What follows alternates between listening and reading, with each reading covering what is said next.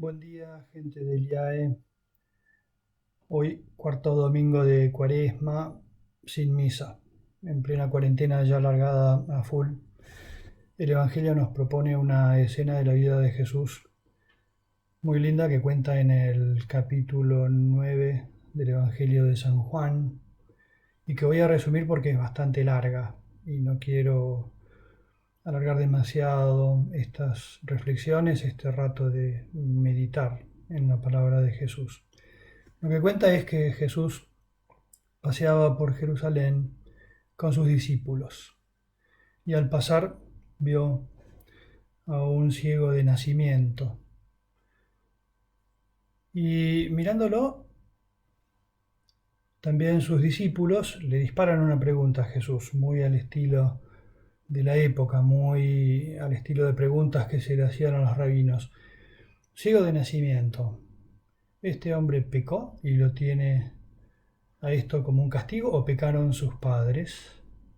Fíjense la diferencia de estilos, por decirlo de alguna manera, entre la mirada de Jesús y la de sus discípulos. Hay miradas, pienso, estos días que miran el mundo de hoy preguntándose, ¿tan mal nos estamos portando que Dios nos castigó con esta peste? Visiones tremendistas que incluso tratan de subrayar esto. Yo les diría lo que Jesús les respondió a su grupo de discípulos. Este hombre no pecó más que el resto de los habitantes de Jerusalén, no pecaron sus padres más de lo que podemos haber pecado nosotros, podríamos decir, sino que esa ceguera es para que se muestre la fuerza de Dios, para que se manifieste el poder de Dios. Y entonces, lo primero que acotaría es que esa mirada a veces tremendista de situaciones como esta, de alguna desgracia que pueda pasar como algo causado por Dios, como un castigo mandado por Dios, ese Dios no es el Dios cristiano. Ese no es el Dios de Jesucristo y Él va a aclararlo de una manera dramática en el sentido de que con una acción en la que va a manifestar quién es y cómo es ese Dios cristiano. Lo que hace Jesús es escupir en el suelo, hacer un poco de barro y luego pasárselo por los ojos a aquel buen hombre y decirle, y ahora anda a limpiarte el barro en la piscina de Siloé. Y aquel hombre dócilmente se va a la piscina de Siloé, se lava los ojos del barro que Jesús le había puesto, saliva del Hijo de Dios, barro hecho con la saliva del Hijo de Dios, un símbolo ahí para pensarlo y meditarlo por tu cuenta. Y de repente, cuando abre los ojos con el barro ya limpio, se siente invadido, ciego de nacimiento, por primera vez por un torrente de colores, de luz, de formas que le abren el corazón, le abren la inteligencia, después de haberle abierto los ojos a una infinidad de belleza a la que todavía no había tenido acceso.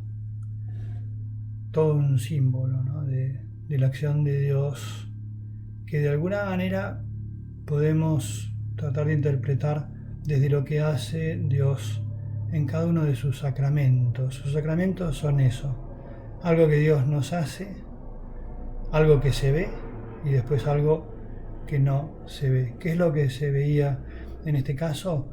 Que Jesús le pasa el barro por los ojos y aquel hombre va y se limpia. Hace algo que se ve, limpiarse los ojos, y algo que no se ve. De repente, descubrir todo el infinito de formas de belleza que entran por los ojos y a las que estamos acostumbrados. Pensá eso, ¿eh? ¿Qué supondría? ¿Cómo harías para explicarle a un ciego de nacimiento lo que es el color verde, lo que es un cielo celeste? Aquel hombre no lo podía ni siquiera imaginar hasta que de repente se le abre todo el panorama de la belleza que Dios nos pone y que damos tantas veces por descontado, ¿no? Miro por la ventana y me asombro de lo que doy por descontado tantas veces. Eso, te decía, son los sacramentos. Algo que yo hago y que se ve y que tiene un sentido. Y mientras se produce algo que no se ve y que Dios completa y multiplica infinitamente. La Eucaristía, por ejemplo. Visto así del modo más sencillo y exterior, la Eucaristía te da de comer lo que parece pan y lo que parece vino. Y lo que no se ve es que Dios te llena de su fuerza, de fuerza de Dios, con su carne y con su sangre. Hoy no podés ir a misa. Y tal vez es un buen momento para pensarlo y pedirle a Dios que te dé ese alimento por otro camino, porque Dios no es injusto y no te va a dejar sin fuerzas, sabiendo que no podés acercarte a Él. Y Él se va a acercar, como se acercó al ciego de nacimiento, pero de otro modo, de otra manera. Otro sacramento, el sacramento de la penitencia. Le cuento a una persona mis pecados pidiendo perdón y eso es lo que se ve. Pero lo que no se ve es que el que recibe esa petición de perdón, esa manifestación de mis límites, esa mostrarle, como dice el Papa Francisco, las heridas a Dios, a Jesús, en realidad el que escucha esa confesión de mis faltas, yo también me confieso, aviso, es Jesús. Y es Jesús el que me dice por las palabras del sacerdote, yo te absuelvo de tus pecados. En el nombre del Padre, y del Hijo, y del Espíritu Santo, dice Jesús mientras me purifica. Algo se ve, algo no se ve. Algo que hago yo de mi parte y otra cosa que la hace Dios de un modo invisible. Eso pasa con cada uno de los sacramentos. Estos días en los cuales hay cuarentena de todo y cuarentena también de sacramentos, que te acuerdes de que Dios no es injusto. Él te puede hacer llegar su gracia a través de una comunión espiritual, pidiéndole a Jesús que te alimente con su cuerpo y con su sangre de otra manera.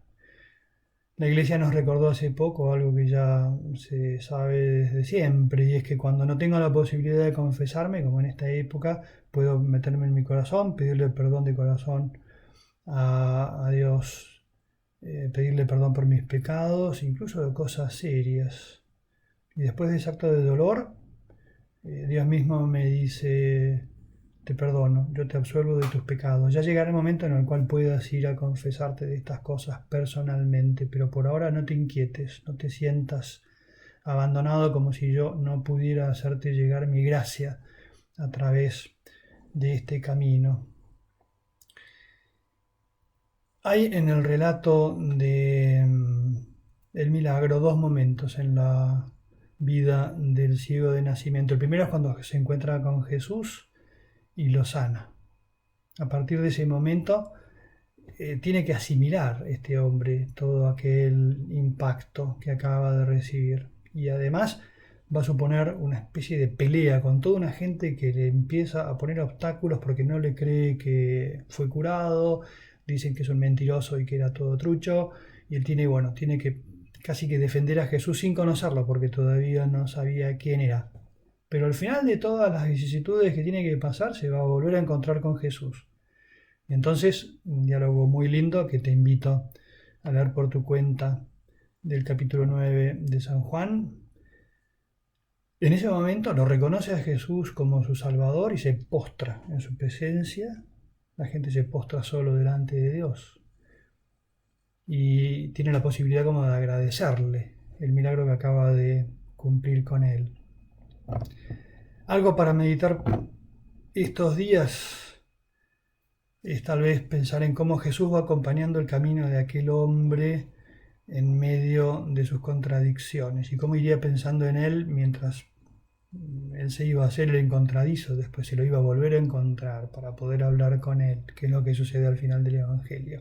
Así nos acompaña Jesús cuando no podemos acercarnos de alguna manera más directamente.